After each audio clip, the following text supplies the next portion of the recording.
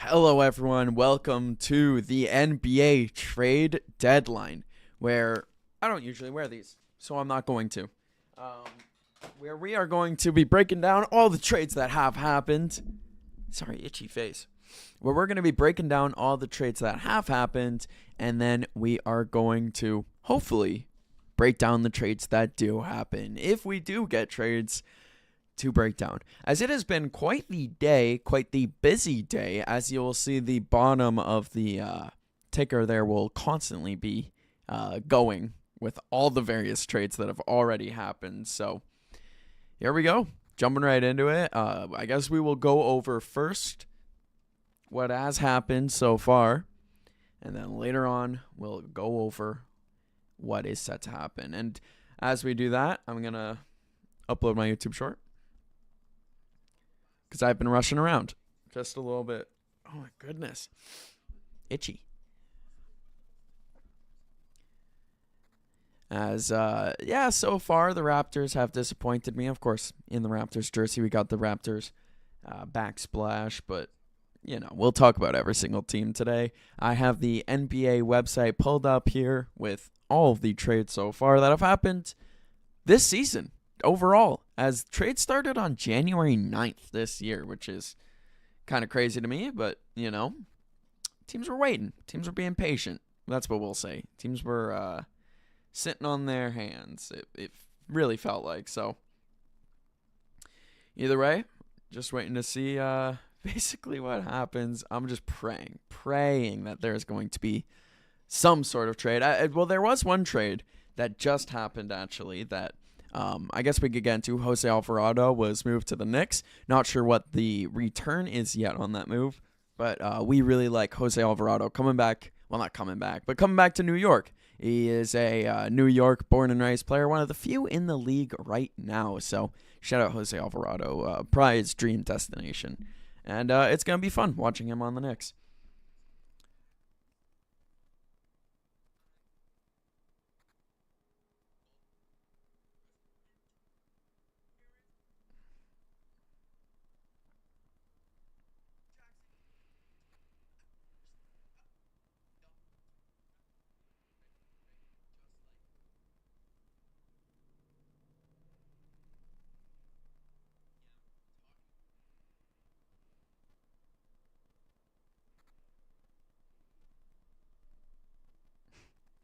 There's a dog whining downstairs, which is very funny here. Sorry about the silence. Again, we're doing the YouTube short as we're live, because I have great time management skills sometimes. Um, I swear it's way better than I let on with these live streams. As can I get rid of this? There we go. Oh.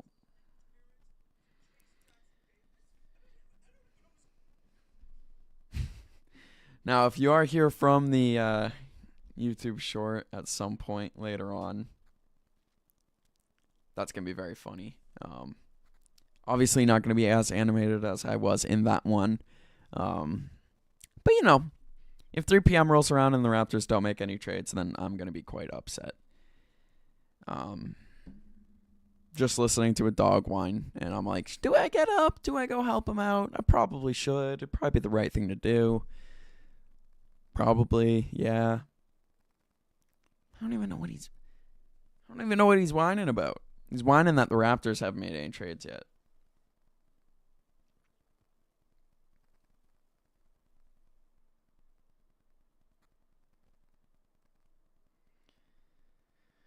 As we're just typing out the YouTube short here, gonna get it uploaded. Maybe 5 minutes late, but maybe that is fine. Maybe we could live with that.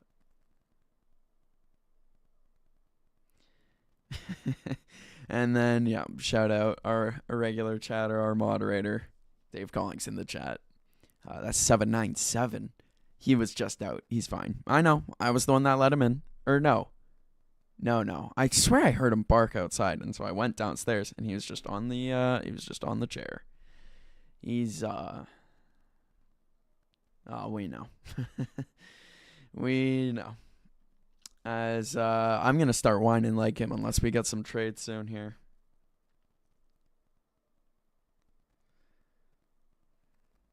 That's enough. That's enough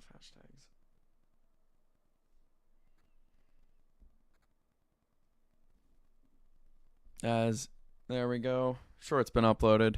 All right. Thank you everyone for tuning in. We're going to be right back.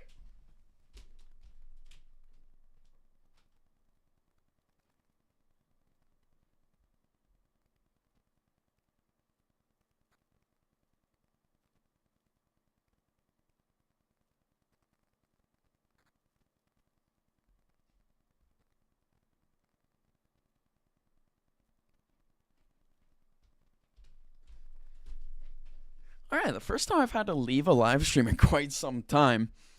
But gotta do what you gotta do, you know?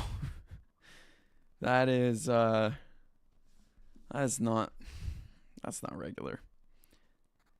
He's fine. There's nothing wrong. In case you were wondering. Anyways, short is uploaded. We are good to go. I'm just gonna wait a minute here. Catch my breath a little from running up and down the stairs. I picked him up like 3 times and rearranged his bed, his towel, and now he appears to be better. So we're good. Shout out Yankee. Kicking around, you know? Unlike Bobby Webster, who seems to be done kicking around the trade market. If we're not going to trade a first, then what's the point? What is the point of even getting our hopes up? What's the point of even waiting for a trade? Because I don't know. If we're not moving a first, we're not getting anyone. In the NBA landscape that we live in, first-round picks are king. Like, we're not going to get Keon Ellis and Dennis Schroeder for 2 seconds. Plus, the big thing they wanted was DeAndre. I don't know. I don't get it. Makes me angry thinking about the missed opportunities that we have.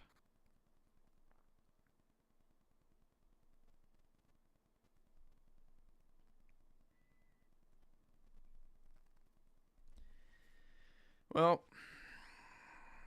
no, fake news. I just read a rumor on my phone, and that's all it turned out to be, a rumor. So that's fun. That's cool.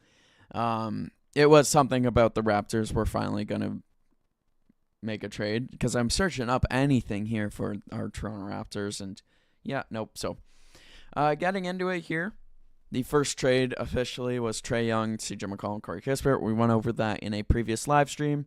If you're going to be listening to this for the first time, which I doubt you are, go back and watch that, as that is going to have all of my up-to-date opinions, takes. Nothing's changed, really, in the outlook of the league, although I will say, and I don't think on this website, I don't think NBA is doing very good with this trade tracker. Maybe I'm lying. Maybe I'm judging it too quickly, as we will go ahead and look on. But the Wizards are active, and personally, I like it. I like it a lot. So here we go. We'll get into the real trades to actually dive into here, as the Cavaliers made their first of many trades, it turns out, that they'd be making, as they added Keon Ellis, Dennis Schroeder, and Emmanuel Miller, who I'm going to be honest with y'all, don't know who Emmanuel Miller is. Chicago receives Dario Saric and 2 seconds, and then Sacramento receives Hunter. Let's find out who Emmanuel Miller is together, everyone. He averages 3, 6, 6. He averages 3.6 and 0.8 per game. He plays 4, 7, 8. Okay. Guy doesn't play. Guys, maybe he'll be a guy later on. I highly doubt it, if that's what his stats are looking like right now. So it's basically just, where did we go? How did we get all the way up there? Basically, Cleveland is getting Keon Ellis and Schroeder, and Sacramento is getting DeAndre Hunter, and then Chicago is getting Sarge, and then two Kings second round picks. I like it. I mean, Dennis Schroeder is probably going to get traded later on today, I'd have to assume. Maybe not. Maybe the Cavs just use him. I doubt it, but maybe they do. Either way, Keon Ellis, defensive shutdown guard, a guy that I thought the Raptors would be bringing in a trade with the Kings themselves. And I also thought this trade would be opening up the doors for a Sabonis trade, but neither would be true. DeAndre Hunter now gets to rot away in Sacramento, which I'd say is too bad for him, but he's kind of trash, so oh well. Moving on, Hawks trade Vic Krejci to the Trailblazers. I'm shocked they were able to get 2 second-round picks. Duop Reith, kind of a non-asset, if we're being honest with each other. Atlanta's been better without him. Let's see what Duop's been doing this season. Yeah, 2.9, 1.2, 0.3. Let's get out of there. Vic Krejci, though, I don't know. Why is Vic Krejci worth 2 seconds? That's weird to me. That's so weird to me. It's such a nothing trade. That's why we're just going to move on as the Pistons add Herter, Saric in a 3-team trade. The big thing about this trade, I don't know why that's the headline, because it's Jaden Ivey, young guard, talented guard. He's only averaging 8.2 this season, but in his prior seasons, we'll see if this ends up even. Hello, NBA.com. I would like to see Jaden Ivey's stats, please. Thank you very much. In seasons gone by, keep in mind, 4 seasons in, he's been great. 30 minutes per game up until this season where he's been used off the bench. And in that time, 16, 15. All right, there's an ad. We're getting out of there. But he is a 16 to 20 point per game scorer. This is not a guy that you just don't have as the headline NBA.com. Like, that's a huge move. I love it for Chicago, although I didn't love it for Chicago. I love it for Chicago to give him a chance, if they're going to give him a chance. At the time, I hated it for Chicago because they had 6 guards, legitimately 6 guards that I don't know what they were going to do with, because it was Mike Conley, Jaden Ivey, Josh Giddey, Ayo Dosunmu, Kobe White, and then some other guy. I had no idea what they were doing. There's 5 right there that genuinely should be at least starting or a backup for any team. Either way, the other pieces for this, a first-round pick for Detroit. Good on you. Good on you for getting something out of Jaden Ivey. I don't know why you're trading her for that. Minnesota gets cash. Cool. That's kind of crazy. Minnesota only got cash, and they gave up their point guard that was beloved by their fans and a first-round pick swap. Which, it's a swap, sure, but still, like, that's weird to me. That is so strange to me that you're not going to get anything more than cash out of these guys, at least a second. Either way, you do like it. You do like it for a team. And then Detroit, that's good depth, as they are still surprisingly really good. As this is more of the exciting stuff. This is what we're here to talk about. The Grizzlies trade Jaren Jackson Jr. to the Jazz. Now, Jaren Jackson Jr., one defensive player of the year. Is it going to tell me when he did it on this website? No. But it's going to say he did it. Y'all can't see it. Actually, I can make it so y'all can see it. I know how to use computers. Okay. Why? All right. I don't know how to use computers, actually. Oh, sorry, guys. I do know how to use computers.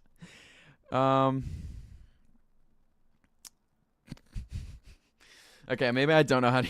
Maybe I am 80 years old. This website is chapping me. It's chapping me, y'all. Either way, 3-time all-defensive guy, one-time rookie team, 2-time all-star, one-time defensive player of the month, one-time defensive player of the year. How did he only win it one time if he's the defensive player of the year? How does that voting? That's a fake award. I don't care what you tell me. That is a fake award. If that's how that works, yeah, you can't convince me that the player of the month or defensive player of the month even matters. But, shout out Scotty Barnes. He was going to DPOY or defensive player of the month. Noms. Anyways, the trade. What we're here to talk about. Let's not get distracted. Jaren Jackson Jr. and then 2 guys that probably won't play, and then Vince Williams Jr. I like Vince Williams Jr. Good depth guard. So, Jaren Jackson Jr., Vince Williams Jr. for Walter Clayton Jr. Really good young guard. Played on Florida on that Natty winning team, if I'm not mistaken. Kyle Anderson. Taylor Hendricks, nice young wing, can hopefully find a shooting stroke in Memphis. We'll see. And then these 3 first-round picks. So 2 players that I genuinely like, and 3 firsts for Jaren Jackson Jr. and Vince Williams. Great deal for Utah. Will this help them win games this season? Yeah, honestly, it will. It will. They have a very fun starting five now with Keontae George, Ace Bailey, Larry Markkinen, JJJ here, and then Nurkic. Big old man Nurk, because Walker Kessler's injured. That's a very fun starting five. Their games are going to be very entertaining to watch. It's just, are they going to be any good? No. No. They're still going to lose many games, and I would like to know. It says 3 future first, so that makes me think it's not this year's first.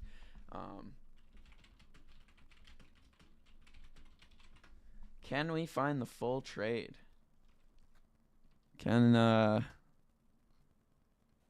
I want to know what year those firsts are. I want to know. That matters. I highly doubt. Highly doubt that those firsts, any of them, are this year's Utah Jazz first. Oh, that's so annoying that we don't know. Am I missing it? Am I just not reading it? I don't think it's on here. That is so frustrating. So if Utah keeps their first of this year, slam dunk home run trade. If they had to trade their first, that's a good trade for both sides. If the Grizz weren't able to get this year's Utah first, that's a bit rough. I'm not a huge fan of that, but if not, it's still 3 future firsts for Utah that could still find a little bit of time to, find their footing. Either way, super exciting to see a guy like Jaren Jackson Jr. on the move and to a bad team. Rare you see bad teams buying in like this. And when I say bad team, I mean bad team. Like, in the Western Conference, they find themselves, you can't see the number, but you could see exactly where they are. Third last, 16-35. And this is a team that's buying. I part of me loves it. My initial reaction is say, yeah, love it. Why not? Why not? Let's see everyone buy. Let's see everyone go in. Let's force all these managers to spend, all these GMs, all these presidentes. Let's do it. Let's go all in on horrible situations. Washington Wizards. Because that is a future trade. Please be on here. We're just going to... is it on here? No, it's not even on here. The most recent trade is the Chris Paul trade? Well, the Washington Wizards would acquire Anthony Davis. They win the Anthony Davis sweepstakes. And they basically had to give up Chris Middleton and a pick or two. Very nice trade. We will see it later on NBA.com as it updates. But Washington, all in. Trae Young, Anthony Davis. They are going to have a top 5 pick this year. They have Trey Johnson, who's a super exciting young shooter. They have Keyshawn George, who's a very fun young player. Bub Carlton, who we'll see if he can get his footing just at all in general. I think he will, personally. He's had some moments. There's a Bilal Coulibaly, who is fantastic. I love Coulibaly. Respect to Washington, respect to the Jazz. They're actually deciding to lay down a foundation for a future, and they're not just sitting around idly waiting for young players to be good. They're giving young players mentors, veteran leaders to look up to and learn how to model their game after and win in the process. And, there's nothing better for growth than winning, I think, unless you're Darko Milicic, or however you say his name, Darko. Then playing for that Pistons team that always won, maybe not the best for you. Either way, moving on with the next trade here, the Hornets acquire Tyus Jones. We're going to see him again in 2 trades. Basically, Orlando didn't want to pay him anymore. And so they sent Tyus Jones and 2 future seconds for, just cash, just to get money back, which is kind of funny to me. I like Tyus Jones, which is why it's funny to me. I think he's a very serviceable player, but Orlando has so many guards. Hornets do too. Hornets aren't going to use him either. Let's not kid ourselves here. But he's played good ball. He's a 10-point per game guy the last 3 seasons. Even going back to his time in Memphis, get out of here. Even going back to his time in Memphis, 8.7 points per game, 7.4. It's good stuff. I like this stuff. And then his his assist to turnover ratio was fantastic. He was averaging 12 and 7.3 as the starting point guard on Washington. And this is not a guy that they're going to give a shot, and most likely won't even get a shot again in the league. And that's the crazier part to me. As a Tyus believer, Went to my brother's favorite university in Duke. I think he deserves a shot.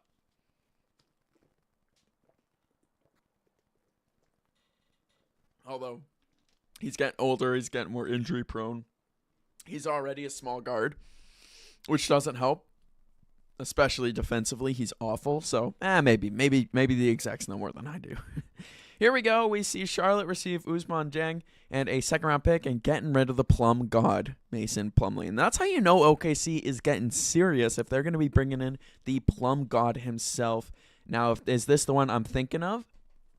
And this is indeed the one I am thinking of. This guy, back in 2022, 2023, averaged 12. He averaged 28 minutes per game, 12 points. He was so much fun. 6.3 rebounds, or defensive rebounds. Sorry, that's 9.7 rebounds and 3.7 assists. He was low-key carrying my fantasy team, and I made the playoffs that year, so he was good. He was very good. My team was also bad, but hey, we made the playoffs, y'all. That's all that matters. Here we go. Next trade. Jones headed to... What? Why? Okay. I'm on NBA.com. I don't know how much more I can prove it. NBA.com staff. Why do we have the same trade twice? Why? They need someone hip and young to manage their website for them. Now, I don't want to do that. I hate website building. Either way, here, big trade. Here we go. James Harden, Darius Garland, future second-round pick. What a swap. What a blockbuster. Shout out to James Harden's ability to get traded from any team in the entire league. This guy must have dirt on everyone. One of my favorite tweets that came out was... people were ranking James Harden's top 5 exits. Number 1 was the fat suit. Number 2 was him going to China and calling Daryl Morey, the general manager of the Rockets, a liar to all of the kids' faces. Keep in mind, this was after Daryl Morey tweeted out "Free Hong Kong," and the Chinese government got really angry about that. So that's number 2. Number 3 is asking out of a Clippers team that is 15-3 or 16-3 now or something like that. That he has been single-handedly carrying, which is pretty funny. Number 4 was asking out of Brooklyn because of Kyrie Irving not getting the vaccine and New York being one of the only states that forced you to get the vaccine to play home games. And then number 5 was the Philadelphia 76ers one because he didn't want to deal with Joel Embiid anymore.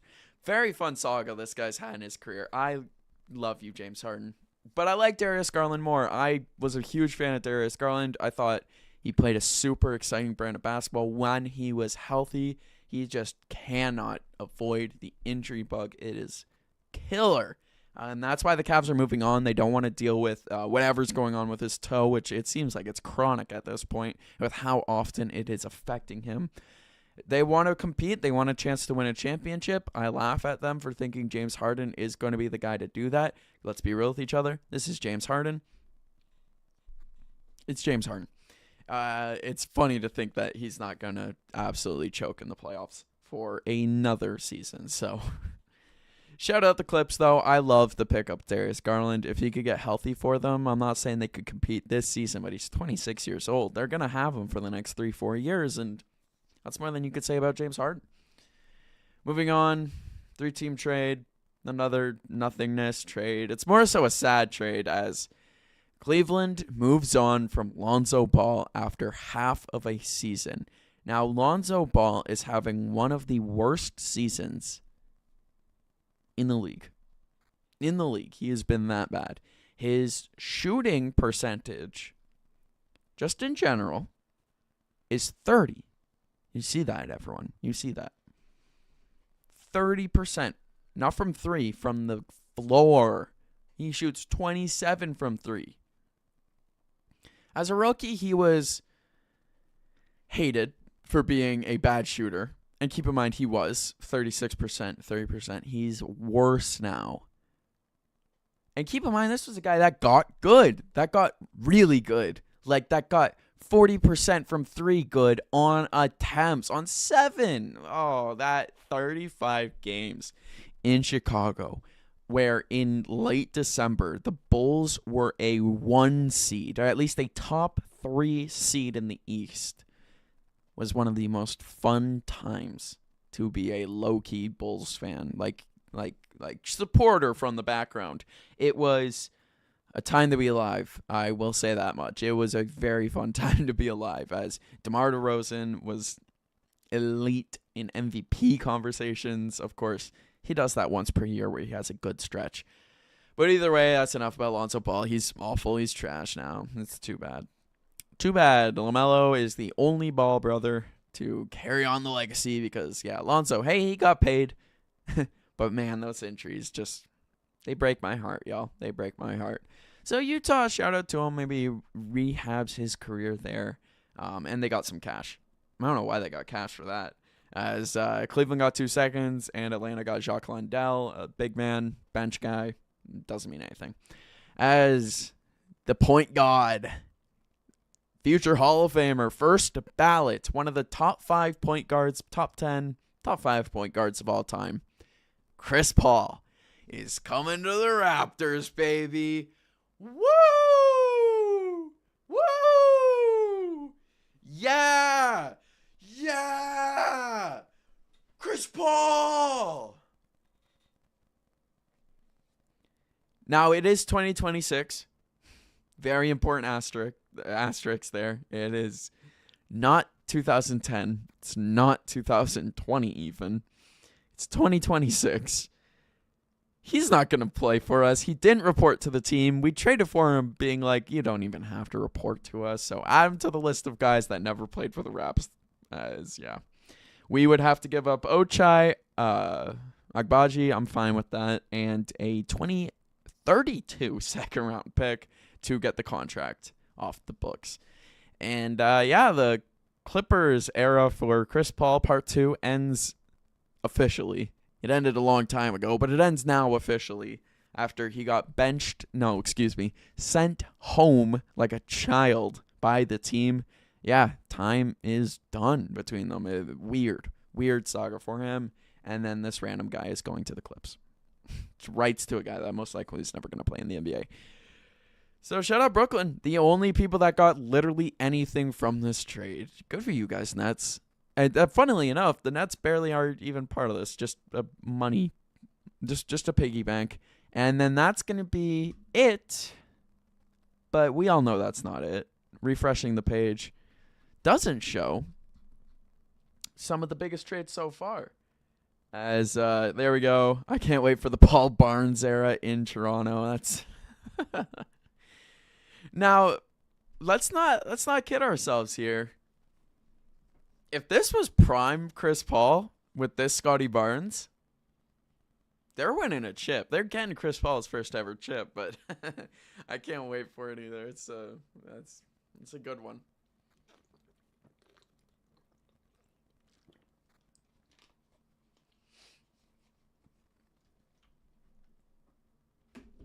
As here we go, NBA trade deadline. Every reported deal. This is more of the rumor one. I don't know how this works. What is the difference between these? Let's okay. 2025, 2026. NBA trade tracker. Every official deal. 2026 NBA trade deadline. Every reported deal. Okay, so this is just reported. They're not official, but this is gonna have a whole lot more. Like a whole lot more. Like these trades are all real. They just haven't been put through yet. And there we go. Before we hop into these, I'm gonna be a good boyfriend here and text my girlfriend.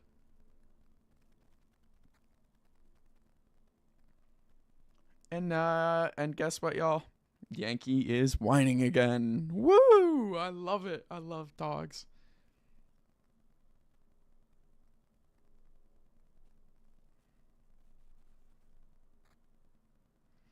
And there we go. So, to hop into the reported trades, we have the Vit Krejci deal. We have the Keelan Ellis deal. Of course, all the trades that we've already been over. And here we go. The Bulls are trading away Nikola Vucevic and a future second for Anthony Simons. That was the sixth guard that I couldn't name when we were going over that trade from earlier. Why did they do this? Who is going to start at center for the Bulls? Why do they have six guards? Well, we'll find out as we continue on. Shout out to Chicago. No, shout out to Boston. Great trade for Boston. Bringing in Vooch is Big Vooch is going to change the landscape for the Celtics. A team that's been relying on a lot of backup centers, a lot of backup big minutes. I think Quaida has been their starting center. This is great. This is awesome for them. Their offense is going to be elite now, especially going into the playoffs. It genuinely scares me. That's a really good trade for him. And all you have to give up is Anthony Simons, who does put up numbers, sure. He's just not a winning basketball player. That's why he found his way out in Chicago. Next trade is, of course, James Harden, Darius Garland. They made that one official real quick rather than just reported. And here we go. Dallas Mavericks are trading Anthony Davis, Jaden Hardy, D'Angelo Russell, and Dante Exum to Washington for Chris Middleton, A.J. Johnson, Malachi Branham, Marvin Bagley III, 2 future seconds, and 3 future seconds. I said 2 future seconds. 2 future firsts. First off, we're just going to find out if A.J. Johnson is the guy I think he is. That's unique. I don't have permission to use Basketball Reference right now.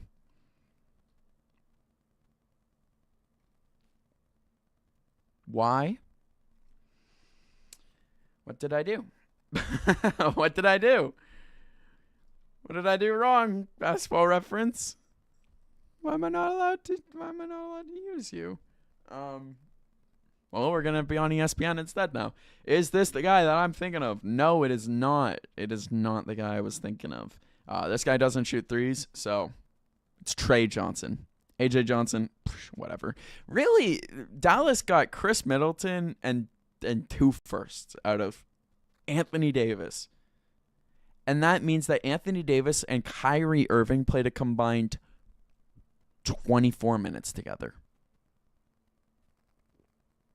It's bad team building. It is frustratingly bad, I should say. It's not just bad. It is frustratingly bad that even after Nico Collins gets fired, this is still what we're looking at. Horrid.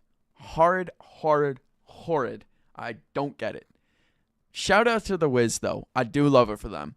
Sure, he's old. Sure, he's injured. He's a guy that Alex Sarr and Koulibaly can take notes on defensively. Koulibaly's not a big man, but AD is one of the best defenders in a very long time. So, you got that. And I can't get over the Dallas Mavericks part of this. Now, conspiracy theory time. Sorry to get a little sidetracked here, but the Dallas Mavericks, Mark Cuban, sold them to an ownership group. Don't remember their name, but they are a Vegas casino group. Like, they own casinos in Vegas. And a big rumor, aka conspiracy, is that they are trying to move the Dallas Mavericks to Vegas and completely, take over the team, because Mark Cuban will probably then sell if they relocate. That's what this is indicating. That's what the Luka Doncic trade was. That is what this has all been about. It's all one big conspiracy to get Dallas Mavericks out of Dallas and into Vegas. Luka Doncic being traded to LA. LA is a 3-hour drive from Vegas. I don't know that from experience. I know that from reading. I think it's 3 hours. I don't actually know. But LA to Vegas is like a regular drive that people do, like in LA, to escape the city and go off and gamble and do other things. And that's why they want a basketball team there. And that's why they sent Luka to LA, because LA's economy doing good. It's good for Vegas. And now, since then, they've been trying to tank the team. If it's a bad team, it's easier to get approval. That's the word. Approval to move. And now they're trading Anthony Davis, who, sure, missed most of the season, but is good. He's one of the few good players they have left. It's now Kyrie Irving and Klay Thompson, and I expect them both to be moved in the next hour and 30 minutes. Maybe not both, but I for sure expect at least one. And yeah, they got back nothing in all of these deals other than lucking in to Cooper Flag, and that's the only reason they're relevant still. It's really disappointing. I didn't realize I cared so much. I didn't realize this was something I was gonna get worked up over, but we're just gonna move on to another weird trade. I don't get it. I don't get it. What are we doing, Philly? Excuse me for yelling, but what are we doing? I will not get this. I will not, and I do not get this. I do not understand why you trade a guy who before injury was first place in Rookie of the Year. Like, let's not pretend that McCain is a bad player just because he does TikTok dances. Like, this guy, whoa. Okay, well, that's...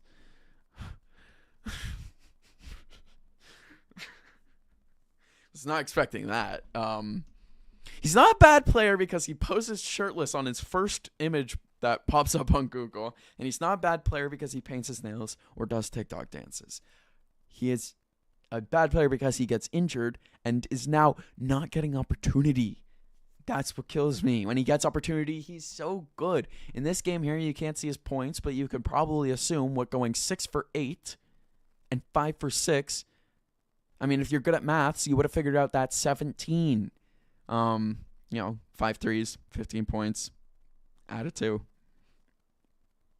Little quiz for all y'all at home. Anyways, he came 7th place in Rookie of the Year while only playing 23 games. 23 games, and he came 7th place, Rookie of the Year. That is how good he was in those 23 games. And pulling up his game log. I'm a stat head. I don't know why it asked me to become one. That is why I'm able to pull up his game log. Let's see. If I shift this over, yes. Good. I don't care about covering my face right now. Because we could show you, this is, again, inactive all season. These are the only 23 games he played. Look at that stretch. Look at that stretch of ball. Look at the stretch of hoops.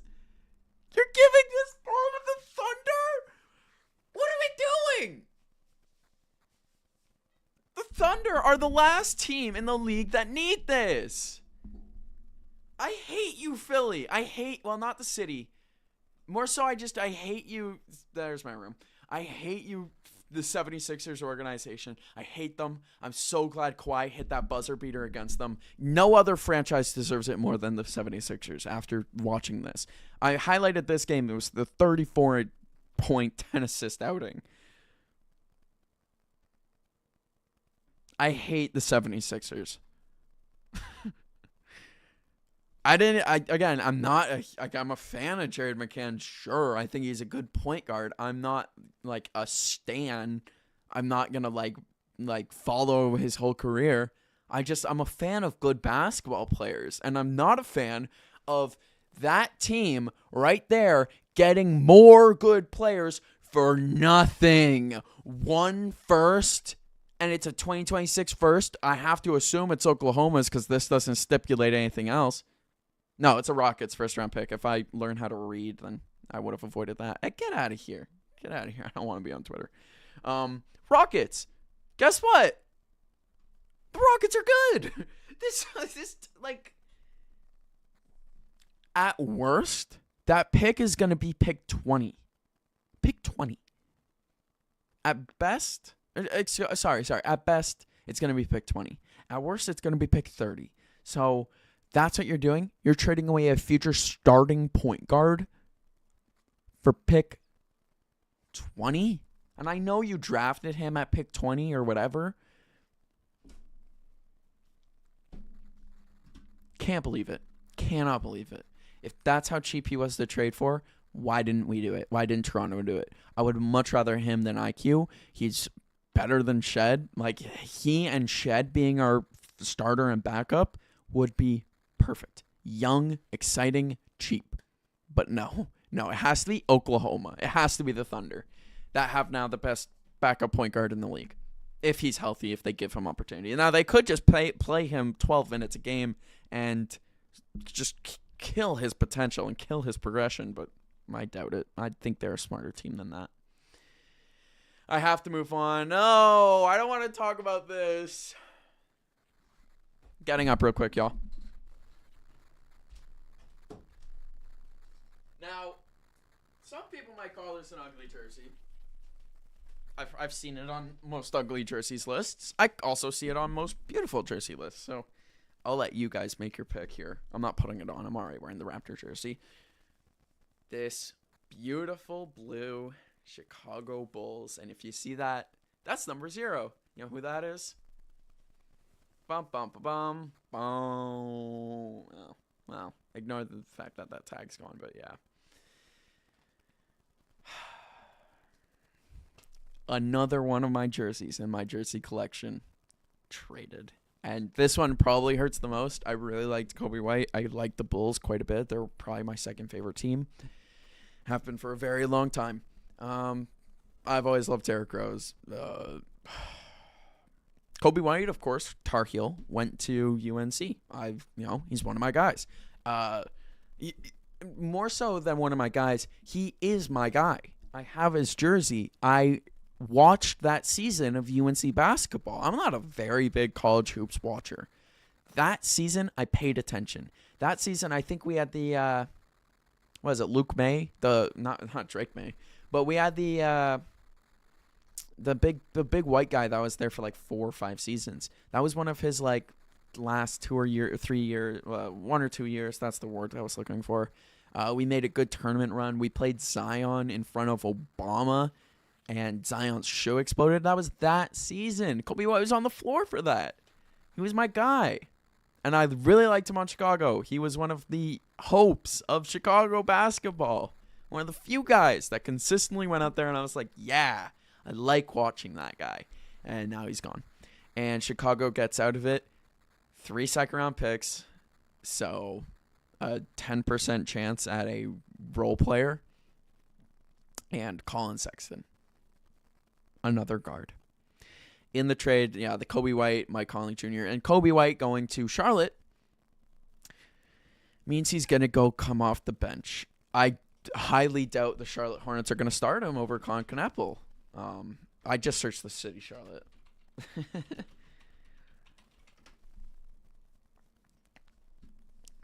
Here's their projected depth chart, and they have Kobe White as the backup point guard. He just deserves more than that, man. He deserves more than this. Don't talk to me. I'm like, genuinely though, this does upset me. like not like joke crying. He's been having such a good season.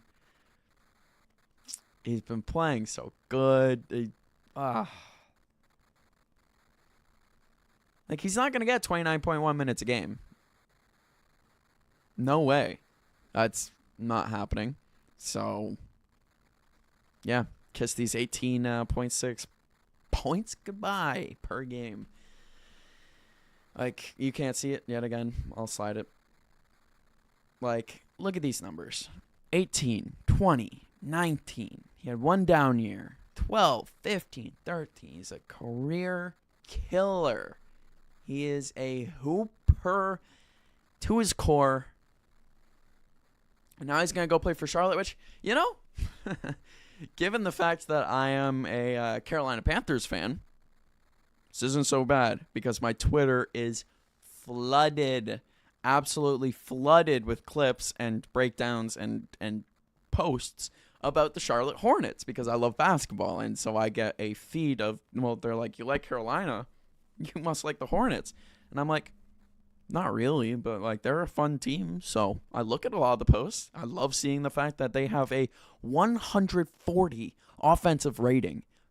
First in the league by like 10, maybe. I think it was that high. When they have their best starting 5 out there, which is Moose. The Moose is loose at center. Miles Bridges, the woman beater himself, and then Colin Knappel, LaMelo, and whoever. I was literally just looking at their team. I should have paid attention. Whoops, my bad. It's a fantastic lineup. It's really exciting. Their bench just got way better, I guess. Colin Sexton and Kobe White aren't that different, to be fair. We'll go look at Colin Sexton. Oh, ball sex is over. That sucks. That's something I didn't even think about. But Colin Sexton and LaMelo Ball, that was the backcourt there. It's over. Sexton so far has had Sexland with Garland and him. He's had who was he with? He's had Sex Son with Jordan Clarkson, and then Ball Sex. And now it's going to be, again, there's like 6 guards over in Chicago. So take your pick. It could be Giddy Sex. Oof, don't want that. There's so many different ones. And either way, this season, to stop stalling, he's putting up 14.2 points per game as the 6th man, which is fine, I guess. It's just not exciting, you know? Not like what Kobe White was doing. All right, that's enough talking about that trade, although we have plenty of time today as we're going to be live till 3 p.m. here on the CollingsThodeNetwork. Make sure you hit subscribe, like the stream. It helps out a ton. And click on the bell notification because, well, hopefully you don't want to miss a future stream, whether it's daily, whether it's weekly, however long you want to tune in. It's, yeah, we got a lot of time, and I don't think any other trades have gone down. Haven't really been looking at my phone, to be honest. We're still looking at this website. Here we go. Moving on. Kobe White. I gotta stop talking about it. As CP3 trade to the Raptors. Woo! Again, shout out to the Barnes Paul era. Here we go. Moving on to the Lonzo trade. We talked about that already. Here we go. Now, if you thought I was upset about Kobe White, Bobby, can we have a one-on-one here? Imaginary Bobby Webster. Do you suck? Like, do you genuinely? Do you suck at your job? Are you the worst? Because I'm starting to think so. I'm really genuinely starting to believe you're the worst, and and I've got reasons. This being one of them. This being a big, fat reason. As the Toronto Raptors bring in their new backup center, Trayce Jackson-Davis, who has been benched for 15 games this season. The Warriors have played 51 games, I think, if my mathing is mathing, and he's played 36. Tell me that ain't 15 games where Coach Steve Kerr, a good coach who knows ball, said, "You're not playing. You're not good enough." I want that guy. Yeah, that's the guy. That's the savior of our big man woes. Because we won't trade a first. Because we think we're good enough, I guess. And Jakob Poeltl's gonna come back, I guess. I have to blind faith that Jakob Poeltl's going to come back, and when he comes back, he's going to be good, which I don't believe in. I don't believe in that for a second. So that means that Mamu's going to have to continue to be the starting center, and this guy's coming off the bench, y'all. Trayce Jackson-Davis, whose numbers have gotten worse every single season. I called him Terrence in my short that I posted because I truly do not believe in him. Again, funnily enough, I've owned him in fantasy basketball before. He's been that's not the website I want. He's been a difference maker before in the past. He used to play 16 minutes a night when he was a rookie. That's a few too many. Either way, sliding this over. Awards are empty. I don't even know why I brought that over. As he is playing, again, 36 games. He has 1 start this year. He's averaging 4.2 and 3.1. That's a center. That's a center, y'all. He doesn't shoot, so I don't really care about splits, if we're being honest with each other. It's just, I just don't get it. Shout out in the chat there, Rio McLovin, love from Toronto, Canada. We always appreciate that. As breaking down our brand new Raptor, everyone, let's look at some of his best games. He's had double-digit points. Oh, sorry. Let me get this all the way over. 2 times. 2 times, y'all. 2 times he's had double-digit points. Perhaps the Raptors haven't had good management since 2019. You might be onto something here. As we could continue to break down the Raptors after this, y'all. And shout-outs to everyone here in the chat representing the CollingsThodeNetwork. 2 good games, and whereas game scorer was in the 11. 1 game where he had double-digit rebounds. Really, as a big man, he's only had 1 game of double-digit rebounds.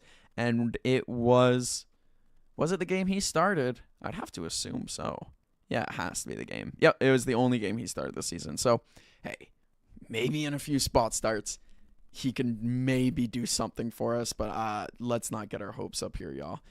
And to your point there, Austin, in the chat, Raptors management hasn't been good since 2019. The Raptors free agent signings have not been good in our history. Let's see if I can get this a little better on screen. We already put Mo Bamba on waivers. That's funny. So our previous guys that we've brought in, Mo Bamba, who didn't really play for us. We brought in Mamu, who was great. Let's not kid ourselves here. Mamu has been fantastic for us. Don't really care about these depth pieces. Let's see. Because we haven't really made any signings, to be honest with y'all. We've made a few decent trades here and there. This website sucks. We're gonna go. That's free agents.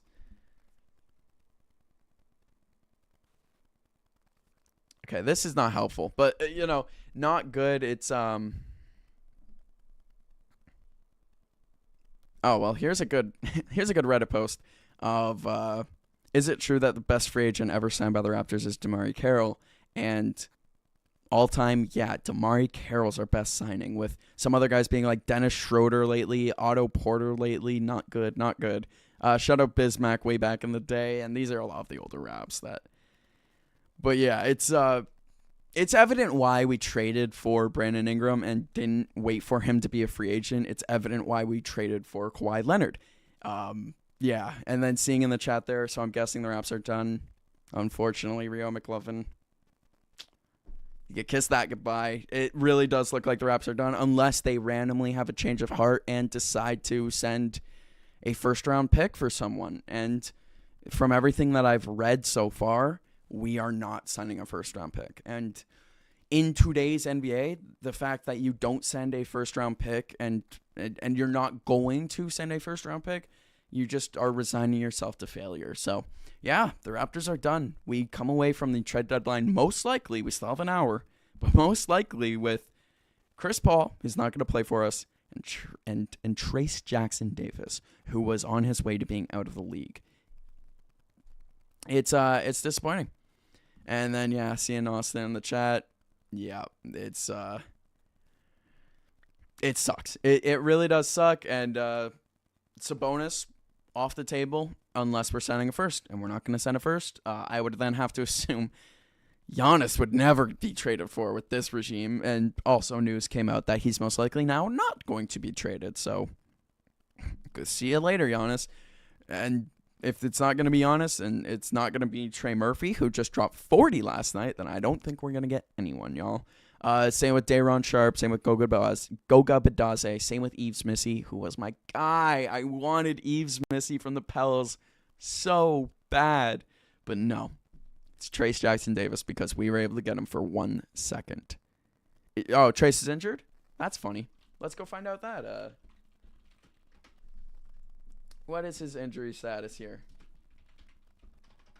Because if that's fine. If we traded for 2 players that aren't going to play for us, as we see here. Oh, yeah, nice. Good shout there, Rio McLovin. On the 1st of January this year, he has a knee injury, and it looks like he's probably going to be missing some time. That's fun. Oh, my goodness. So he's not even going to play. We just traded for him for the fun of it. Now, I assume he's only going to be out like a week or 2 at most, maybe hopefully a month at most. That's so funny. He's injured. We didn't want to trade for Anthony Davis because he's injury prone. And this is who we bring in? Agreed. Fully agreed. Shake my head. As moving on here, we'll cover the rest of the trades, and then we will theorize a little bit on what we wanted to see, what we might be seeing going forward here. The Knicks deal Yabusele to the Bulls for Dalen Terry. just a swap of young players. We'll see if either of them find a new home. Chat there. So this is a totally embarrassing deadline. For the Raptors, yeah, we're going to most likely come away with this deadline holding on to IQ's massive contract, holding on to Pirtle and his questionable inside defensive game and injury history, and not giving any defensive help to Scotty Barnes and the rest of that group. And if RJ Barrett can't find consistent health, they haven't found any scoring options either. They've done nothing to help this team. The only thing, we'll go back to it, the only thing that Trace Jackson Davis does that positively helps this team is energy when healthy. He's not even healthy. So he's not going to do anything for me in the next little bit. Maybe he comes back after the All-Star break, again, 2 weeks away, and adds energy. He could run the floor. He could play with heart. That's about it. I hear people online on the radio coping, saying it's a good fit with the Raptors. Y'all know it's not.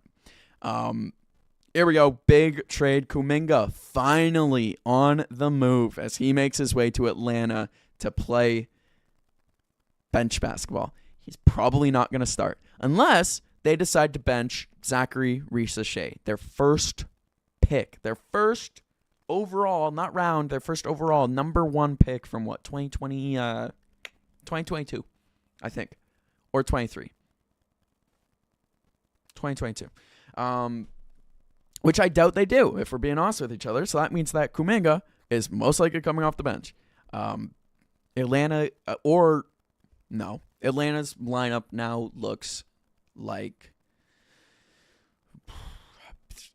not a big fan of Atlanta, if we're going to be honest with each other moving forward. This is a team very much so destined for the play-in. Their team looks like CJ McCollum, Corey Kispert, Zachary Risacher / Kuminga, Jalen Johnson, and Onyeka Okongwu as their starting 5, with then either Zachary Risacher or Kuminga coming off the bench as the 6th man. I don't like that. I don't like it. I don't like it at all. And yeah, seeing more sad Raptors fans in the chat. I mean, thank y'all for coming out. At least, we're here together. We're experiencing the heartbreak as a crew, as a group. Now Golden State gets Kristaps Porzingis after his 5th team now, which is too bad that he didn't work out in Boston. That really seemed like it worked until he got long-term COVID, which just killed him, which unfortunate for the Celtics, unfortunate for him, but fantastic trade for the Warriors. If he could find his 3-point stroke, he's going to fit in excellently. Now, it does suck that they don't have Jimmy Butler. Defensively, this does hurt, but it's not like Kuminga was doing much for them. And then Buddy Hield is also part of this trade. Do I think the Warriors are genuine contenders? No, I don't think they have enough by far. But this helps. This will definitely put them in the top 6, potentially, maybe. The West is so tough, but it might help. Of course, that all matters on how many games Kristaps is going to play. Talk about injury-prone players. They'll be lucky if they get 40 out of them. As another trade for the Bulls, a very busy team this off-season, this trade deadline, as Ayo Dosunmu and Julian Phillips are going to Minnesota for Rob Dillingham, one of the skinniest, smallest players in the league, Leonard Miller, and 4 second-round picks. The Minnesota Timberwolves, I guess, are really trying to go in. This is mostly due to trading away Mike Conley, another bench guard. I assume that this means that, Dante DiVincenzo is most likely just he and Ant are going to be the full-time starting backcourt, which it's exciting. It's not really a traditional backcourt, but kind of like when the Bulls had Michael Jordan run point. It might just work. I think Ant is good enough for that. So, I don't know. I do like Rob Dillingham, but he definitely needs to bulk up a bit. He's, I think, 160 pounds at 6'1". So it's tough, to say the least, but, could be good. But I don't know. Looks like the Bulls don't want to be bad, but they don't want to be good. I don't get it. I don't get it. So we'll move on to maybe a trade that I'll get. Nothing trade. Gabe Vincent in a second for Luke Kennard. The Lakers are trying their hardest to be good. Luke Kennard is just a better Gabe Vincent. He doesn't put the ball on the floor like Gabe Vincent does, but he shoots way better. He's going to be a great spot-up corner guy. They're probably going to get to open up their playbook way more than when they did have Gabe Vincent, who more or less is just a mid-point guard. So, good for them. Kennard currently leads the NBA in three-point shooting percentage. Good for him. I didn't even realize that. He's having a great season. As the Bucks don't trade away Giannis Antetokounmpo. Instead, they trade away Cole Anthony, another one of my Tar Heel legends. Shout out UNC, and Amir Coffey. They're going to be bringing in Nick Richard, a backup center, and Nigel Hayes-Davis. I don't know who that is. Does that make me a bad fan? Let's go find out. Nigel Hayes-Davis. What have you done for me this season? He has been playing. Whoa, he's been in the league for some time. Holy. This guy's old. This guy's 27. He's been in the league since 2017. Oh, my goodness. Maybe I am a bad fan for not knowing about that, but there you go. Part of a trade, officially. But now Nick Richard. I thought it was Nick Richards. I swear it was Nick Richards, but maybe it is singular Richard. It's Nick Richards, unless it's not who I'm thinking of. No, not.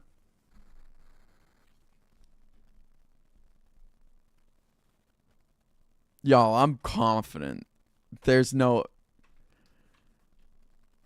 other Nick Richard. There's no NBA player named Nick Richard. It's just Nick Richards.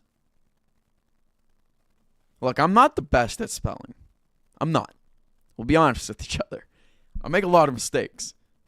People in the chat know. This bottom ticker, it's a miracle that there's no mistakes on it today, and that miracle is copy and pasting. Why is the NBA website just wrong? Shams got it right. Nick Richard. That's so funny. That is so funny to me. I cannot believe they got that wrong. So anyways, shout out Nick Richards. To put respect on the man's name. Shout out Nick Richards. That's awful. That is awful. Moving on. The trade that we started off the stream with. Jose Alvarado getting moved to the Knicks. I love it. New York guy. What borough was he born in? He strikes me as a Brooklyn dude. As Austin seeing the mistake in the chat there. Which, yeah, not good. Is it going to say? Brooklyn. Called it. He was born, born Brooklyn. Had a feeling. So that's cool. Jose Alvarado going to his hometown team. All it took was Dalen Terry, 2 seconds, and some cash. Love it for the Knicks. Really do. It's just awesome. It's a feel-good move. I don't really care how good he plays, but, he's a hustle guy. We love Jose Alvarado around here. Actually, I do want to see. I want to see the responses to this tweet.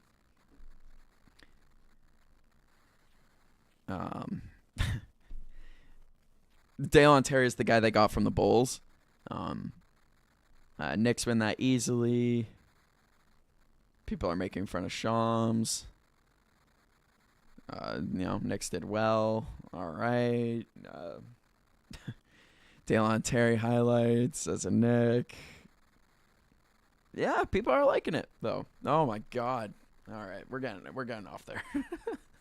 So yeah, for reference, Dalen Terry was in this trade, and then got moved in this trade. So about a 5-minute career with the Knicks, and then that is officially the last trade that we know about. Until I refresh this page, and there's a new one. No, there's not. Well, we now have 55 minutes, and most likely no trades. If we're being honest with each other, probably no trades. But we could theorize some as we go over to Sport Rack. I don't want the machine. I just want to see about. All right, well, we're going to the trade machine. Because we're going to go look at some of the potential names that could be moved. I'm going to go give them a grade on how much I think they will be moved.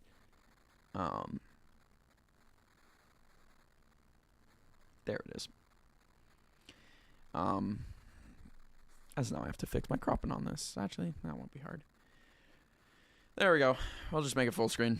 Why not? We're here now. So we're going to go through every single name that hasn't been traded yet, and I'll give a grade on 1 to 10, how much I think that they're going to be moved before, well, 3 p.m. Now, we will stick around for about 30 minutes after 3 p.m., give or take, because trades do go down, get announced after that 3 p.m. deadline. It's just that is when teams have to stop calling each other, I guess, is how it works. I don't know. I'm not a GM. I'm not part of this. There's definitely more educated people that could probably tell me how it's going to go. Either way, jumping into this, we have Giannis Antetokounmpo. I give it, nothing's a 0. Let's be honest with each other. Nothing's a 0. We're going to give Giannis a, I don't know, 1, maybe a 0.9, because we're not giving rookie scores out here. Giannis is 0.9. There's a small part of me that believes that he still could get traded, but it's a no. It's a 0.1. It's a 1% chance, and I don't think it's going to happen. So 0.1 for Giannis. Anthony Davis, he's already been moved. Zach LaVine, with the way the Kings are looking, they've made a ton of deals. I just don't know anyone that's going to take on Zach LaVine. I give him a 0.1. Sabonis, if the Raptors will trade a first-round pick, then Sabonis is a 10. Sabonis is a 9.9. But no. So, given the Raptors' current status, I give Sabonis most likely we'll give Sabonis a 3.2. I just don't see it. I don't see it personally. Ja Morant, 9.5. 9.5, Ja Morant. I think he's getting moved, and I'm shocked it hasn't happened yet, if we're going to all be honest with each other here.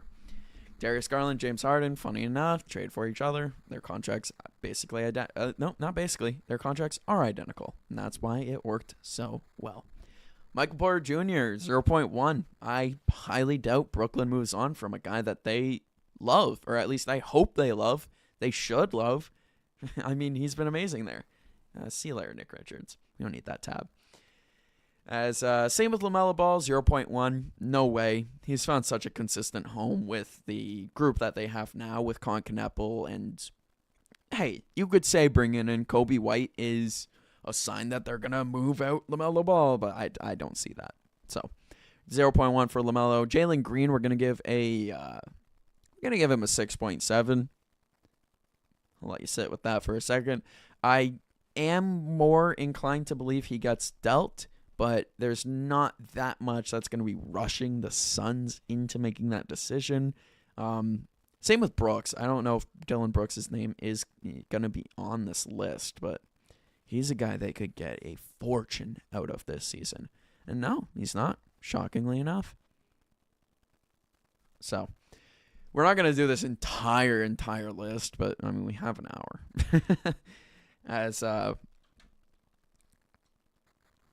Here we go. We got some trades, y'all. We got some trades. New trades coming in, 1:55 p.m. The Nets agreed to 2 different trades as the Boston Celtics are going to be trading Josh Minot to the Brooklyn Nets, and the Denver Nuggets are trading Hunter Tyson and a 2032 second-round pick to the Brooklyn Nets for the lesser favorable of the Clippers-Hawks second-round pick. All right, I don't know why I got my hopes up for that, but, Denver opening up a spot. Same with the Celtics. That's basically what this does. Celtics and Denver, keep your eye on these 2 teams to make another trade. And the Sixers trade Gordon to the Grizzlies. The old man, Eric Gordon. Oh, that's sad. He's probably going to end his career in Memphis competing for a lottery pick. Another reason we should hate Philly. Why Memphis? What do you even get from this? They get complete flexibility to complete conversion of 2-way contracts. Thanks, Shams. Yeah, that's it so far. 2:03 p.m. our latest trade. As we'll go back to our candidates. We were on Jalen Green. I said 6.7 because I'm funny. I'm not. And now Chris Middleton already moved. Emmanuel quickly. If I'm going to be honest with you guys, and I'm so sorry to say this, 0.1. I don't think he's being traded. I don't. I think the Raptors are done. It kills me. Kills me, everyone. Hurts my core. It genuinely hurts my core. Drew Holiday, I'm shocked he hasn't been moved yet. I'm going to give that one a 8.5. Same with Jeremy Grant. He's more on the 7.5 spectrum. They both make so much money. That's so insane. Jordan Poole, 0.1. I doubt that the Pels move him. Tyler Hero, 0.1. I doubt the Heat make any big moves now. DeJounte Murray, same deal here. Little better, but I'll put it right at like a 5, maybe a 5.1. Slightly likely, but not really. Kristaps been moved. Andrew Wiggins, 0.1. RJ Barrett, 0.1. I just don't see these guys getting moved, especially not RJ with the Raptors and their not wanting to do a thing right now. It's whatever. Anthony Simons, already been traded. Devin Vassell, 0.1. Very highly doubt it now that, especially now that Giannis is kind of off the table. Terry Rozier's on this? Why is Terry Rozier on this? I thought he was in jail. Shows what I know. This has statistics. Yeah, he has not played. He's not playing. Is he in jail? That's the real question.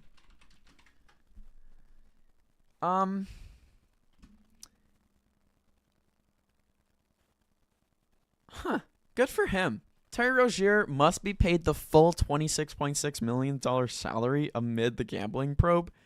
Good for you, Terry. Get your money.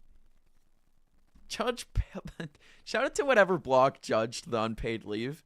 Because, yeah, this is, like, again, the FBI was on this, y'all. Like, the fact he's getting his money, good on him. Good on him. But, yeah, 0% chance. That's the only one I'm going to say 0. No way. Tobias Harris. If the Pistons weren't so good this year, I would give this a really high grading, but I'm only going to give this a 3.1. I really don't see them making too many trades now, especially with how good things have been going. John Collins,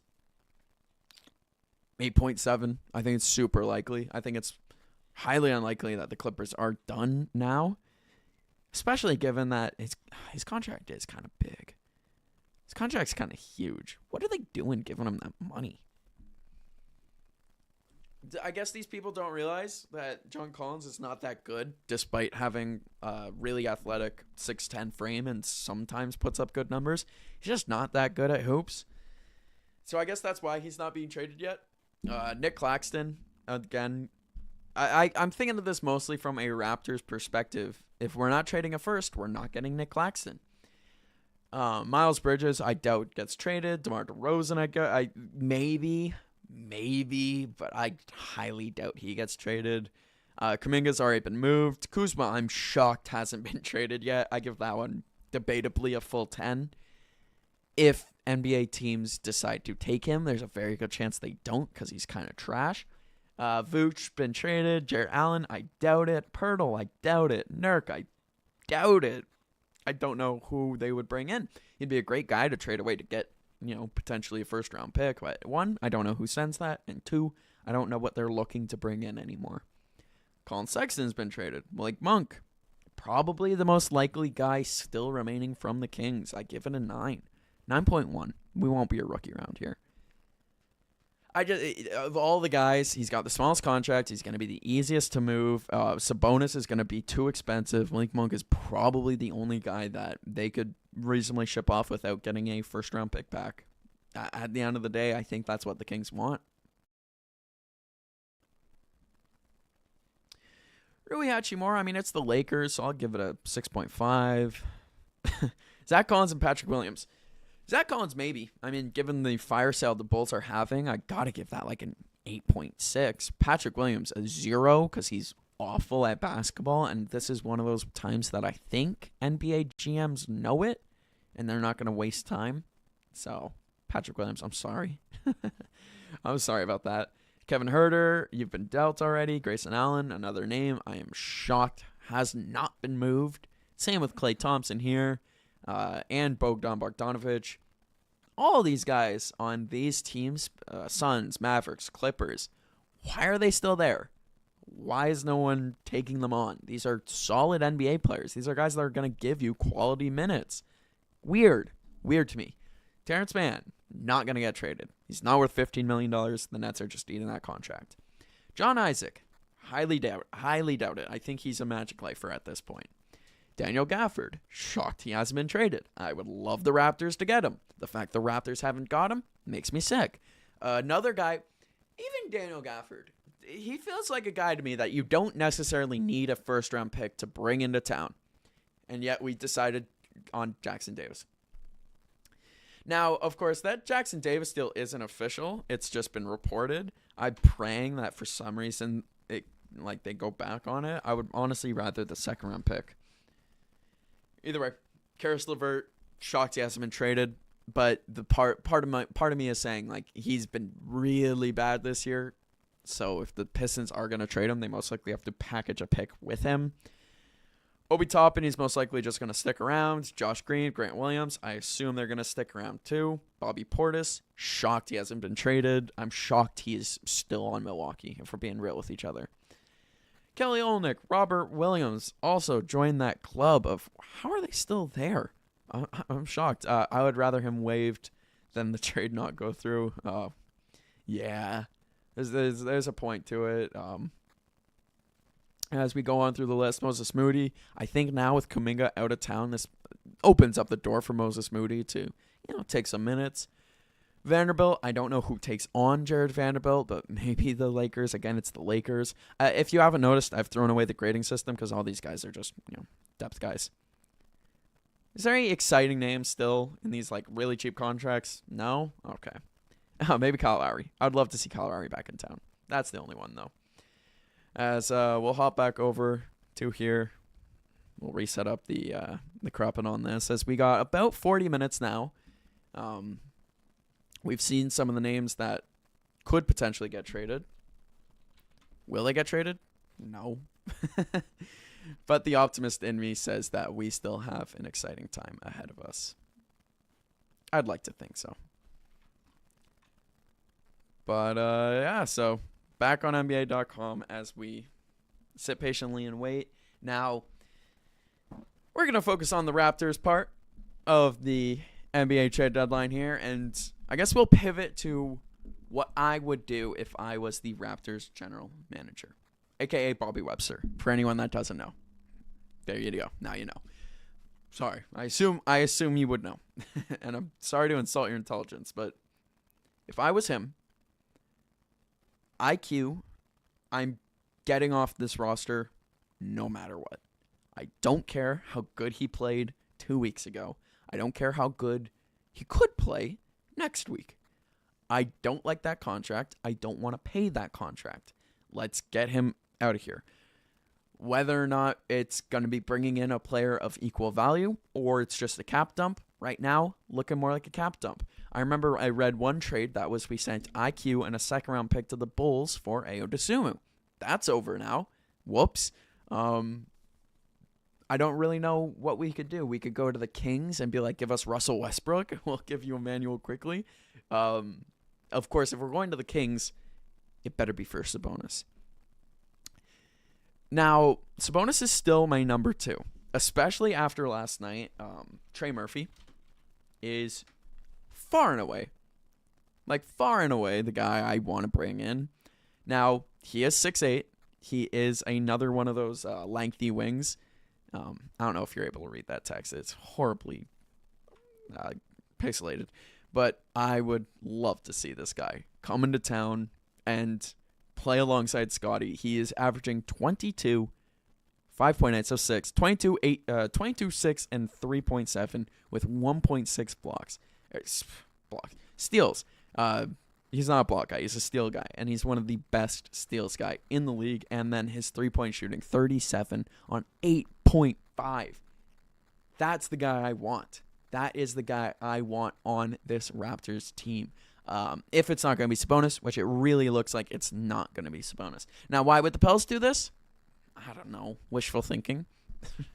Because the Pels have Jordan Poole. The Pels have DeJounte Murray. They don't need another guard. They did just trade Jose Alvarado, to be fair. But, yeah, he just had 44, 6-6 last night. They're not trading him. So, yeah, wishful thinking. Might as well just get that out of my head. Some other guys I didn't go over. Hey, shout out Real McLovin for the subscribe. We love to hear that here at the CollingsThodeNetwork. Of course, we do these live streams just about every single day. So you can expect that moving forward. And next guy I'm looking at, Goga Bitadze, 6'11", 250. This is the guy that, like, if you want to only send, well, the Magic said they want a first. But, like, if you want to send a first, this guy's my number 2. He averages 5.9, 5.1. It's small bench minutes. I think he barely plays 20. Nah, if y'all don't know about Yves Missy, this is the guy. He is a monster out there in the best possible way. 6'11", 235. His numbers in limited minutes are so good.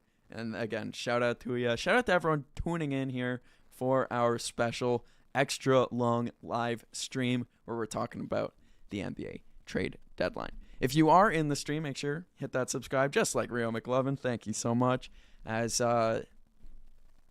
last year, Yves Missy led the Pelicans in win shares. It was 3.3. It's not a lot. Keep in mind, Brandon Ingram is like top 5 in win shares all time for the Pelicans. Bad franchise. But this guy right here, who put up 9.1 and 8.2 as a rookie starting games, 26.8 minutes a night. He's not getting the opportunity now that Zion's fully healthy, which sucks. He's only started 7 games of the 45 that he's played, 5.6, 5.7 on 19.3 minutes a game. Crazy to me that he's, 1, not getting more minutes, and 2, not getting traded for by the Raptors. We could start him. We could harness that 8.2 rebounds and 1.3 blocks per game. He's averaging 1.4. He's averaging more blocks per game on not 10, just about 6 less minutes per game. As new trade coming in there, we got Nolan Thode jumping into the chat and saying the Pacers trade for Zubac, and they already got the jersey swap going. As this just in, Benedict Mathurin is going to the Clippers for Ivica Zubac. Talk about another center the Raptors could have used. And talk about another center we are not going to get. And if it's just Benedict Mathurin and no first-round picks, we might be ending the stream early because I'm going to destroy everything in my general vicinity. Because Zubac, I talked about this guy back in November. I talked about this guy in December. I talked about how the Clippers, God forbid they were going to sell their players. They don't have their own first. The Thunder have it. Well, we should get him. And instead, the 14-seeded Pacers get him? Because that's going to fix everything. That's going to fix it all. That's crazy. That's crazy. Please fire the Webster. Fully agree right now. If this is players that are available and we're not bringing in,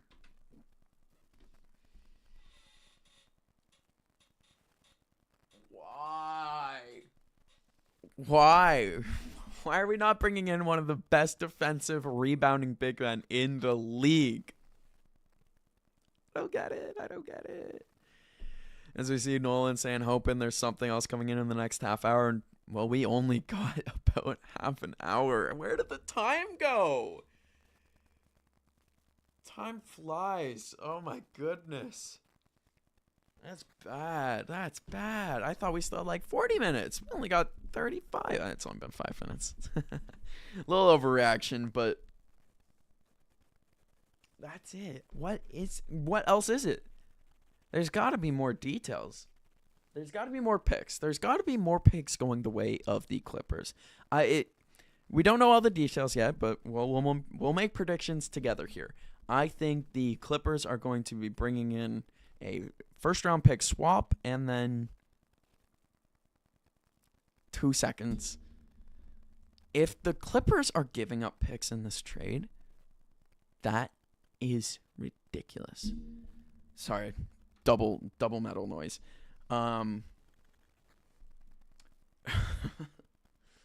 And part of me is worried that that's the way the picks are going to go here. I will scour for what the full trade is going to be, as this year's deadline sucks. Yeah, you might have a point here. I mean, hey, for all us Raptors fans, absolutely, this is atrocious. But been exciting enough, I guess. Also, I googled Zubac trade, and one of the top Twitter accounts, shout out to him, is @DailyZubac. It's a daily reminder that the Los Angeles Lakers traded away Ivanka Zubac because JaVale McGee wanted to play more minutes. Hey, they won a championship, so it worked, I guess. But yeah, that's wild. As we see Taylor Houston on Twitter talking Raps and Kings trade. I feel like we've been hearing about that for the last 3 days, so I'm starting to get in that boy who cried wolf unfortunate situation. And 2 firsts. Wow. 2 firsts. I'm hearing a lot of different reports here. I'm reading one tweet saying the Pacers trade 4, which no way. But oh my goodness. That's crazy. 2 firsts and a young player. And that's why the Raptors aren't trading for him. Good for the Clippers for getting genuine value out of him. Like, very good for the Clippers here. If they're able to get 2 first-round picks, regardless of protections. I really like that. That's a great pickup. Especially when the league kind of knows that the Clippers are screwed, more or less. Only word for it. Clippers are so screwed that the league, I mean, we don't have to really go crazy on giving Clippers assets because they either retain their guys and then continue on this season or they, get first, I guess. As we see the chat, the Kings are willing to part ways with multiple assets as discussions have revolved around Malik Monk and draft compensation. And so anyone who was on the stream earlier on when we were breaking down the potential list of candidates, Malik Monk, I said, was the most likely guy to be traded. And as we stand here, thank you so much for the info there in the chat. Yeah, that remains to be the case. Again, Zach LaVine, no way. No team is going to want that contract for how unvaluable he is. He's productive, I guess. Same with DeMar DeRozan. Too old for the contract he is on for any real contending team to want him. Domantas Sabonis, big contract, makes it tougher for teams to get him. But if the Raptors aren't trading first, no one's going to get him. And then we see Malik Monk, who is most likely going to be the guy. And then we got Nolan in the chat there saying, Sham's tweet, the Pacers are sending Benedict Mathurin, Isaiah Jackson, who coming off an Achilles tear early last year, could be something still. He's a young player. And 2 first-round picks and 1 second-round pick for Zubac and Kobe Brown. Kobe Brown also being a young player. We'll see. But Isaiah Jackson and Benedict Mathurin are genuine players, genuine role players, like rotation guys. And 2 first-round picks, fantastic from the Clippers. I really like that deal for them. And here we go. It just updated on my website too, but thank you so much, Nolan Thode, in the chat there, giving me the info, keeping me up to date. We appreciate that. As, yeah. I like this trade for both sides, I guess. I don't really get it, if we're being honest, for the Pacers. I guess they're really banking on Halliburton coming back and next year being their year again. And they're going to keep Zubac around, I guess. That's really my only guess for what they're considering here, because again, NBA standings. There we go. Yeah, they're in last. As shout out to Skywalk in there in the chat. What is up? Welcome to the stream as we talk about the NBA trade deadline, and just went down. The Ivica Zubac traded away, and yeah, Bobby, do something. Aren't we all in agreement here as the 13 and 38 Pacers become buyers, but the 30 and 22 Raptors aren't? To add on to that, the 16 and 35 Jazz are buyers. Jaren Jackson Jr. And yet the 30 and 22 Raptors aren't. Do something. I fully agree. Thank you, Skywalking 22, because fully agreed. Crazy. It is actually crazy, and we're seeing Nolan in the chat. Clippers, low-key winners of the deadline, saying goodbye to the Harden era. Quick retool. Garland, Mathurin, picks, and they still got Kawhi Leonard. I like it.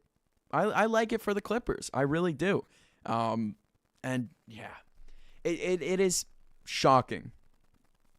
Shocking seeing us doing nothing. As yeah, the East continues to get better. The Pistons standing pat with this really, really solid roster. The Knicks got Jose Alvarado. We got the Celtics that just picked up. Oh, who was it? Oh my goodness. The Vucevic. Oh my goodness. We got the Cavaliers that brought in Harden. We got the 76ers that are making everyone else worse with their trades. The 76ers have not impressed me either. And then us. The Magic have gotten better. The Hawks have gotten better, in my opinion. I don't really like Kristaps Porzingis. It's crazy to me. And then I like Mathurin. The Pacers got better. Yeah. And yeah, I like it for Mathurin too. I fully agree with you there, Rio, as Mathurin's going to get a really good opportunity. He's going to get to play that Norman Powell role that last year Norm played, He's going to get to excel. You would hope, one of our Canadian guys. You always got to cheer on the Canadians in the league. So shout out Benedict Mathurin. Love the situation for him. And yes, make sure you go down. You like the stream as it helps out so much here on the CollingsThodeNetwork. Also make sure you hit subscribe as we only got under 30 minutes left of our trade deadline. So thank you everyone so much for tuning in as it seems like the more people getting involved, the more trades we are seeing. Because, yeah, this has been... It's getting better. The biggest problem, no Giannis, which just sucks. That was going to make this trade deadline one of the all-timers. Giannis, Sabonis maybe. As we see here in the chat, genuine question. Are the Raptors going to tank the rest of the season?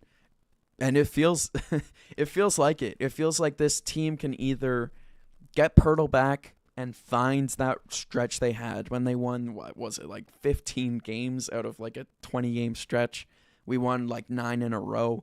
It was a very fun start to the year. But if we're not buying in on this team, then maybe tank is a bit extreme. But if we're not buying in on this team, it's a waste of a year. It really is. Sure, Brandon Ingram's not too old. Same with Scotty Barnes. Same with RJ Barrett. We're not like an old team, but we can genuinely compete. We genuinely can. And while it's not a tank, we seem like we're kind of wasting time spinning our tires in the mud if we're just going to stand pat with this roster. It is weird. So weird to me. Yeah, don't get that as... And then again, to your point as well, what makes it seem like we're tanking, we're bringing in Chris Paul to just be a write-off, and then Jackson Davis to be a first injured for a bit, and then an end-of-the-bench write-off. Mo Bamba is basically the same as Jackson Davis. So, yeah, it does feel like they're tanking by not bringing anyone in. Love the question, as we see here, Nolan in the chat as well, saying weird protection on one of the first going to LA. It's a 2026 first. 1 through 4 and 10 through 30 are protected. If it lands on 1 or 4, the Pacers keep it. And then 10 through 30, the Pacers keep it. So if it's 5 through 9, it's Ellie's pick. And if not, then it defers to 2031. Sure. Steve Ballmer getting real creative, looking over the shoulder of the GM of the Clippers, saying, add a little extra sauce on that for me. Make that a little unique. I don't know. The Clippers are such a weird franchise. And then another question there. Why did we waive Mo Bamba for another size player? Exactly. I don't get it. Mo Bamba is better than Jackson Davis. Let's fact check that. We're not just gonna make claims and not fact check it. Ignore what he's done for us this season. He didn't play, but in the past, his numbers very comparable. As we slide this over, very comparable. He averaged 10 for a season, more than Jackson Davis could say he's ever done in his career. And that's a low bar. It's a very low bar. That was, of course, the only season where he was starting. And then seeing in the chat here, it was announced earlier that RJ Barrett, who has been linked to the Kings and Scott Perry leading up to the trade deadline, is out for the Raptors tonight due to injury management. That makes it seem like we're going to be moving him, that they don't want him getting injured before, well, something that's going to, well, not tomorrow. That either means that we're moving him and they don't want him getting injured, which that doesn't make sense, actually. Or two, now that he's injured, he's officially off the list because he is now an injured player. I don't know. The rules are so weird with the NBA trades. Either way, Mo Bamba, why? Why are we not bringing this guy in? Keep in mind, he was also a big man that could shoot threes. Jackson Davis can't shoot anything. He couldn't shoot the broadside of a barn with a cannon, let alone shoot a three-pointer. What is Bobby doing? Indeed, that's going to be the motto of the day, Skywalker. It's going to be the motto of the day. Why don't they give this guy opportunity? I will never get it. I will never, ever get that. He's 27. And we waived him already. He's a free agent again.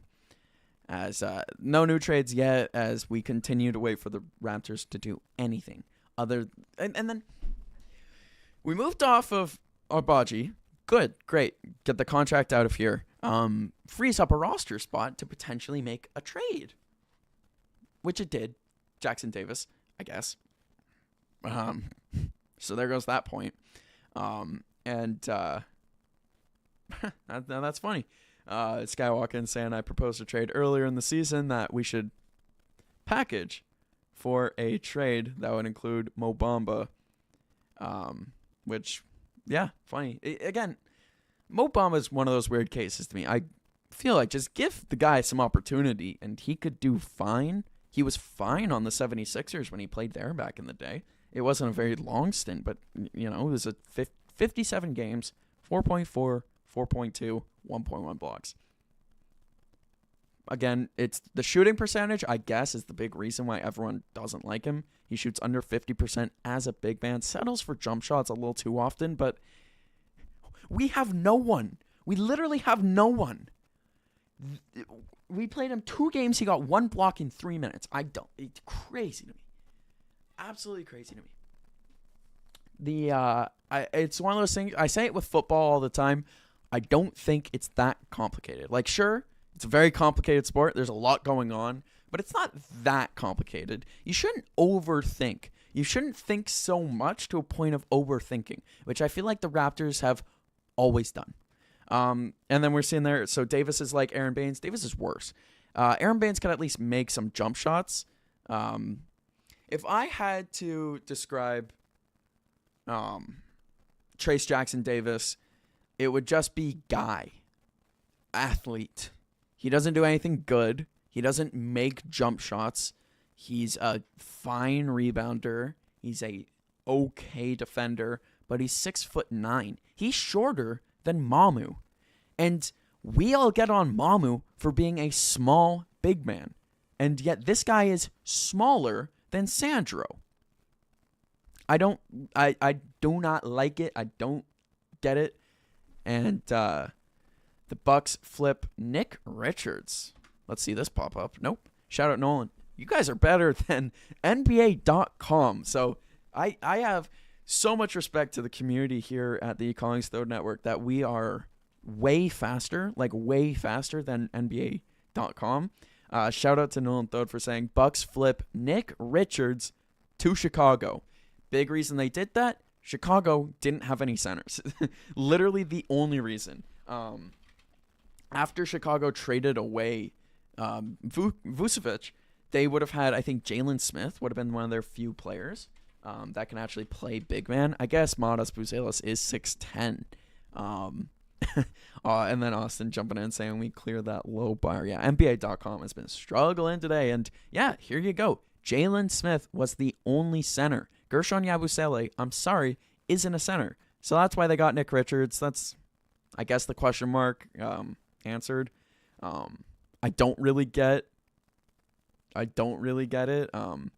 Seeing why isn't Bobby pivoting from Sabonis to any other player? And there are rumors, we were seeing that in the chat earlier, that it's going to be Malik Monk as the guy that's going to be brought in.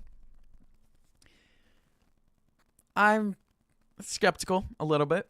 If it involves us trading away Emmanuel quickly, do it. Do it immediately. He gets paid $10 million less, if I'm not mistaken, and his numbers are great. He's not starting at all this year because Zach LaVine, DeMar DeRozan.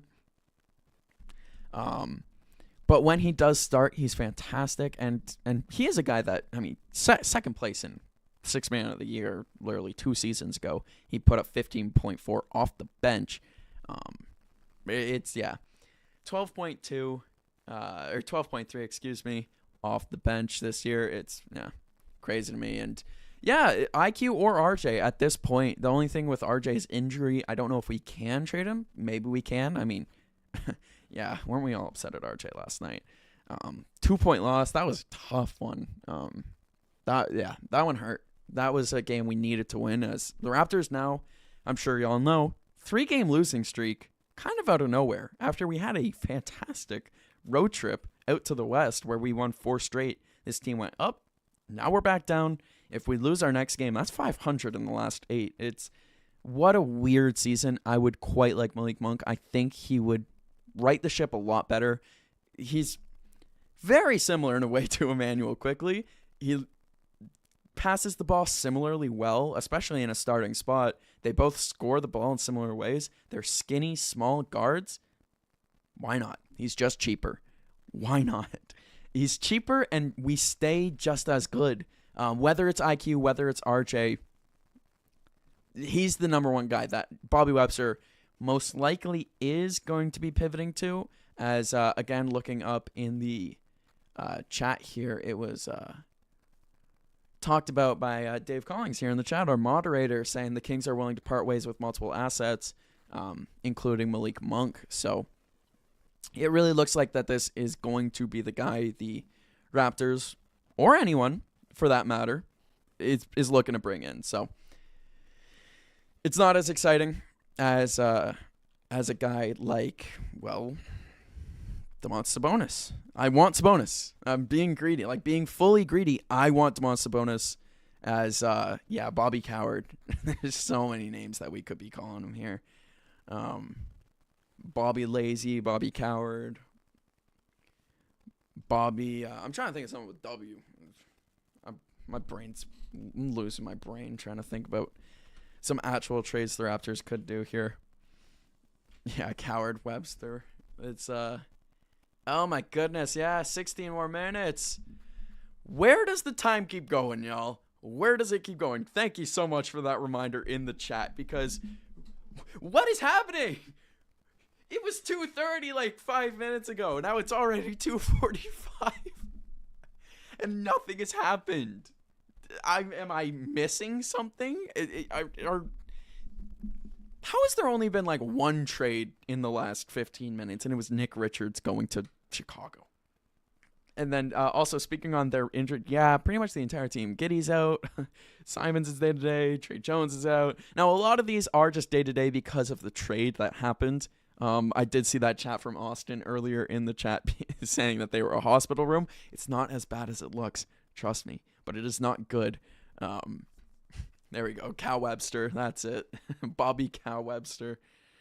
As I can't believe it. I can't believe that we're doing nothing. I can't believe that we are letting the Utah Jazz, that was it, the Utah Jazz, the Pacers, and the Washington Wizards one-up us.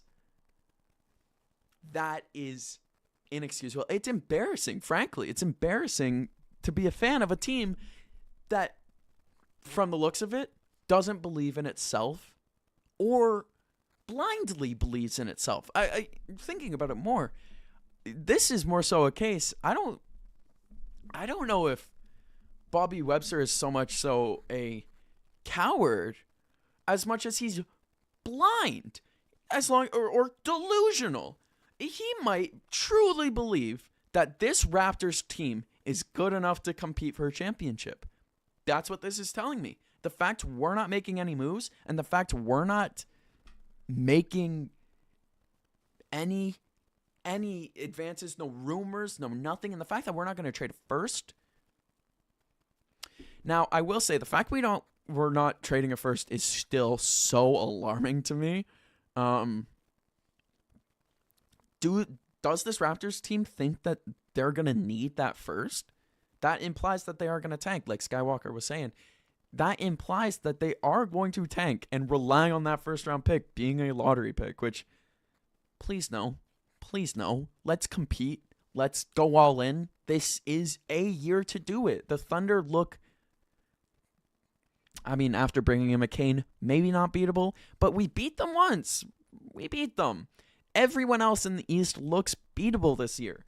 Boston looks beatable without Jason Tatum. Who knows how ready he will be in the playoffs? Their interior defense is not good now with Vucevic leading the charge at big man. The rest of the Knicks are beatable with Cat being their starting big man. No matter what happens in the playoffs, I like it.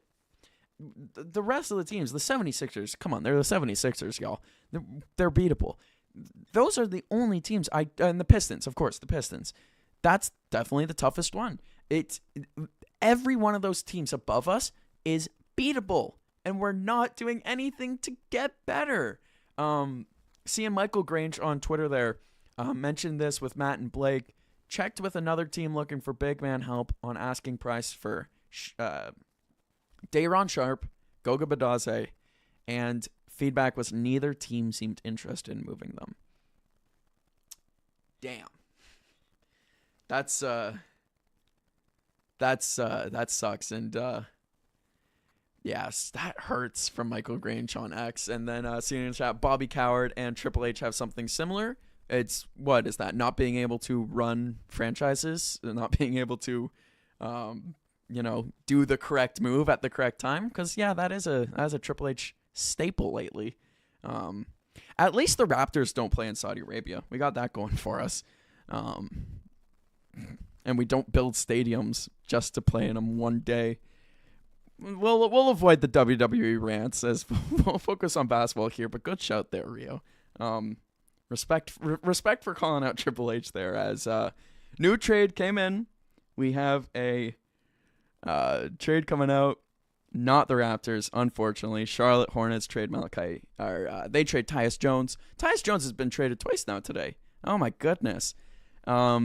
Charlotte receives Branham to be a guy, basically just a number, a number on the roster, and then Dallas gets Tyus Jones. This is such a nothing trade.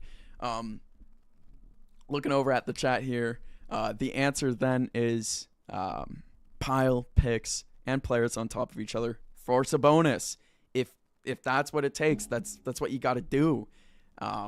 Crazy to me. And now we are at 10 minutes left, guys. 10 minutes left. And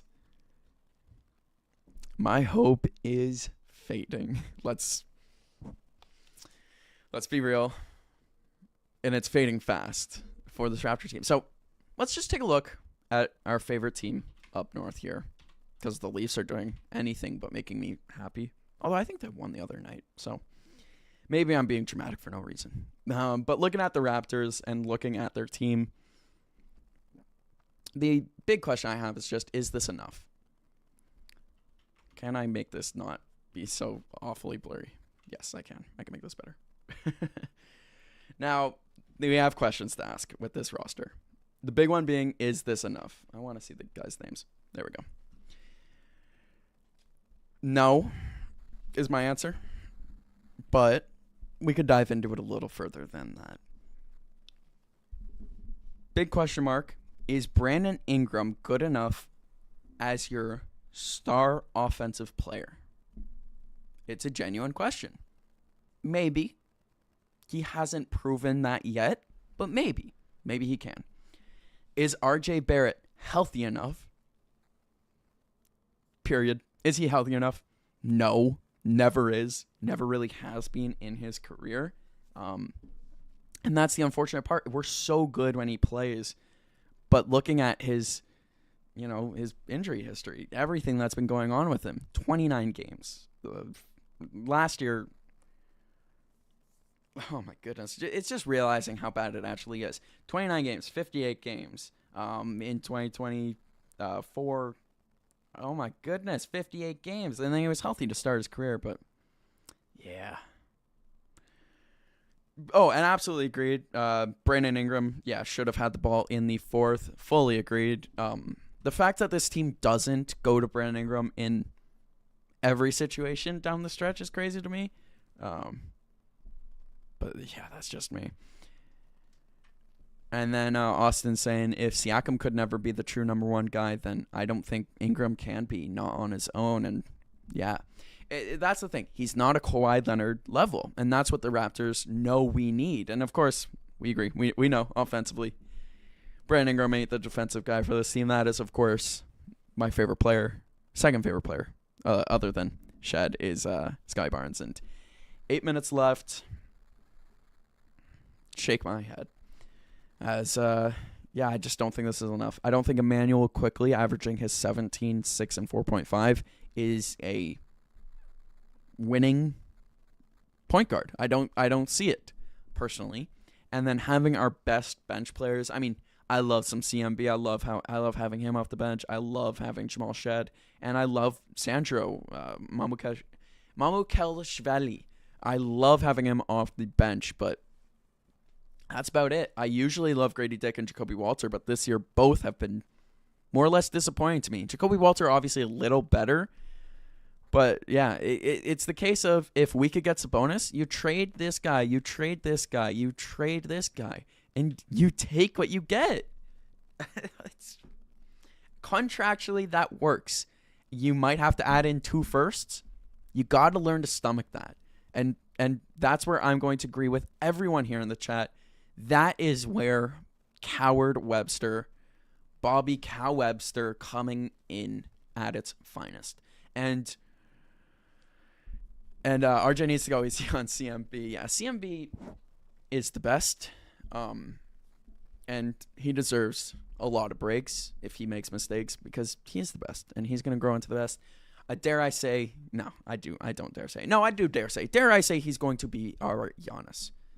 No, he's probably not. He's not going to grow into that level, an offensive player, but we love CMB. We are officially, we're about to cross over that threshold. We're 30 seconds away from being 5 minutes away from the trade deadline being over, and that being all she wrote, the fat lady singing, whatever you want to call it. As I'm just going to keep refreshing this. Sorry, epilepsy warning. Sorry, folks. I almost gave it to myself there. Nothing. We could hop over to Twitter just to search for anything else here, as I will scroll down my phone here just to see if I'm missing literally anything. I'm not missing anything. I hate to break it to you. So it looks like the end of the road for the Raps. It looks like this is going to be the team we go into the year with. I'd love to hear your takes, where you see this team finishing in the regular season, given that we're not going to make any more trades, and where you see this team finishing in the playoffs, if you have us in the playoffs. I would hope so, as unfortunately, L Raps, and as well as unfortunately, I'm going to have to agree. I hate to agree. I'm wearing a Raptor jersey. I have the Raptors blanket up behind me, but yeah, it's L Raps right now. For me, I think this Raptors team finishes out refreshing the standings for y'all. I think we finish out as the 5 seed. I think we could pass the 76ers, especially after they traded away Jared McCain. But that's it. We're not going to be better than the Cavs. We're not going to be better than the Celtics, not the Knicks, and not the Pistons. At best, we're going to be a 5 seed this year. At worst, we're going to fall to the play-in. I doubt that. I don't think we're going to get, well, maybe. Maybe we could be the 7 seed. Maybe the Heat could pass us. Yeah, I do too. I want to hear what Coward Webb says later on. I want to know his reasoning for being so cowardice, really. Why he's being so standoffish, cowardice, shy, weak. Anyways, I got the Raptors being a 5 seed and facing off against the Cavs in the first round. And I then have us losing probably in 6 to the Cavs in round 1 as the 5 seed. Now, if we could somehow luck into a way to play the 76ers, I have us as a second round out instead. But with this current roster, sure, we'll make playoffs. That'll be fun. We'll probably not get swept, but that'll probably be it. As seeing over in the chat, Skywalkin saying CP3 didn't get waived. That is interesting. That is really interesting, actually. I want to see that. I want to see CP3 play for the Raptors. I really want to see that now. Now, I know this website is pretty good. Real GM. Yeah. It's just, yeah, no. Real GM, you would have to assume, has it. And then seeing... yeah, we're seeing two chats coming in, both breaking my heart to read. Shout out, Rio. Take care. Go back to work. Thank you so much for tuning in as reading some chats coming in. Thank you, anyone, for tuning in here at the 3 p.m. deadline. Looks like it's coming to a close. Later, Rio. As Austin says, by the way, we traded a first, 2 seconds for Pirtle, and in the years since, I've given him 2 garbage contracts. Horrific, horrendous, whatever word you want to use. This is a common Raptors theme, as we're seeing here from an older Raptors fan who's seen a little bit more than the rest of us potentially. This is a common Raptors theme. Don't tank when the draft is super loaded. Darren Peterson, Boozer, AJ DeBoncia, so many others. Be all in trade rumors and don't move on any of them. And yeah, keep in mind this has happened before. We didn't trade OG Anunoby when we should have. We didn't trade Siakam when we should have. We didn't trade Norman Powell when we should have. We didn't trade Fred VanVleet when we should have. We didn't trade Kyle Lowry when we should have. Probably shouldn't have, actually, in that 2020 season, but whatever. 5 times now this has happened. All in recent memory for me as a younger Raps fan. It hurts the soul. Hurts the soul. As, yeah. Explain how we're still in rebuilds, and this was the productive year. Tank when the draft is super weak. Yep. We always love to do the opposites that, so yeah. I fully agree with that take too. Shout out to it. Thanks for putting that in the chat there, Dave Collings. As, yeah, looking at this, the trade deadline, it's just showing the Ochai Agbaji stuff. Not showing anything about us waiving Chris Paul. Players becoming free agents. Mo Bamba. Most recent one there. Shout out to the signing of Elijah Martin way back. Either way. That'd be fun. It'd be fun to keep Chris Paul. I want to see Chris Paul play for my favorite team. I'll laugh. As there it is. 3 p.m. Nothing. Now, we will stick around. I'll give it 15 minutes. We'll give 10 to 15 minutes to see what trades come in last minute. It almost always happens, but that's all. And it was a lot of fun, I will say. Quite enjoyed the stream. But man, that sucked. The trade deadline could have went a little better. We'll say that much. As Nolan saying no Shams tweet for 13 minutes. And yeah, nothing. Right here is the last tweet. Live reporting NBA Today trade deadline special. Woj owns you. You're fraud. You fraud. Yeah. Oh, jeez. Wow. I can't believe that nothing. No teams got active in the last little bit here. Kind of wild how good this team is in spite of itself for the Toronto Raptors. You're damn right. A point guard who I think is inefficient and not a guy that leads to winning games. A lack of center. Even with Pirtle healthy, I don't like him. It's you're damn right, and it hurts. It hurts to agree. It hurts to say, yeah. Yeah, we, well, that's the thing too, Austin. This team isn't winning. We've lost our last 3. They've been tough games. We're having a genuine big man, a genuine go-to guy alongside Brandon Ingram would have helped. And here we see the hashtag Blue Jays will honor the first game in franchise history with a 77-cent hot dog night on April 7th. I didn't expect to be writing that sentence when I woke up this morning, but such is the gift of life. Good news for the Jays is usually it's Looney Dog, sometimes Toonie Dogs, 77-cent dogs. That's fun. Shout out to the inaugural season. As the NBA trade deadline has us talking hot dogs. You're absolutely right, Nolan. It does. Any big news about Joey Chestnut you guys been hearing about lately? Because it's probably more exciting than anything going on in the NBA. I can't believe it. I can't believe there's been nothing from Shams. Nothing in the last 2 minutes since the deadline's over. Nothing. As thank you, Keegan Matheson on X, for giving us that good news. Sorry, just shook my camera up there. Oh, what a day. What a day for the NBA trade deadline. I can't wait till we do this again, everyone who tuned in, as we will be doing this again on the NHL trade deadline. That's going to be on March 6th. March 6th. I'll get corrected if I'm wrong. That's the joy of the internet, as can't believe it. Raptors trade for a bottle of mustard in preparation for April 7th. It's funny you say that. The Raptors needed to trade for a bottle of mustard. The game I was at last season, February 22nd, Caribbean Heritage Night, a entire dispenser of mustard was stolen and brought up to a guy's seat, and then the cops kicked the guy out. So that's probably why the Raptors traded for an extra bottle of mustard, because that guy stole the only one they had. That's it. That's really it. I don't know. Maybe I'm jumping the gun here by saying it's over.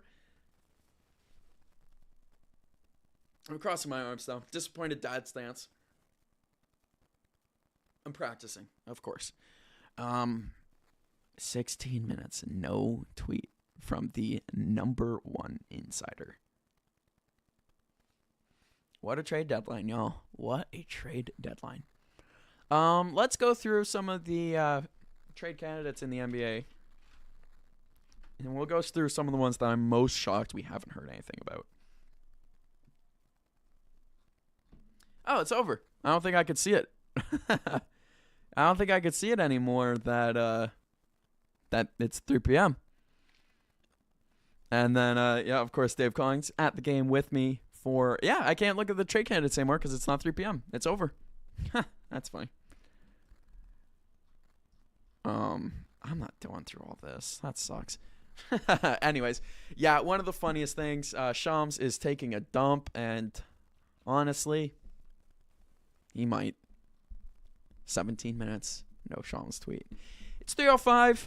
I think I'm going to call it here, folks. I think I had a very fun time today, as hopefully you did as well.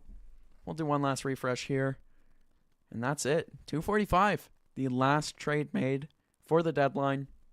I highly doubt that. There's probably going to be more news. We might make some shorts later today about it. You'll have to wait and see. You'll probably have to just subscribe, hit the bell icon to make sure you get notified for every single upload. If you made it here after I upload this, you are a champion, and dare I say, I love you. So thank you so much for tuning in. If you're still with me live to this minute and you've been with me the whole time, well, then you are a legend. You are the best, unlike Bobby Webster and this trade deadline. So until next time, everybody, that's all for me, Curtis Collings, on the Collings Thode Network. Peace out.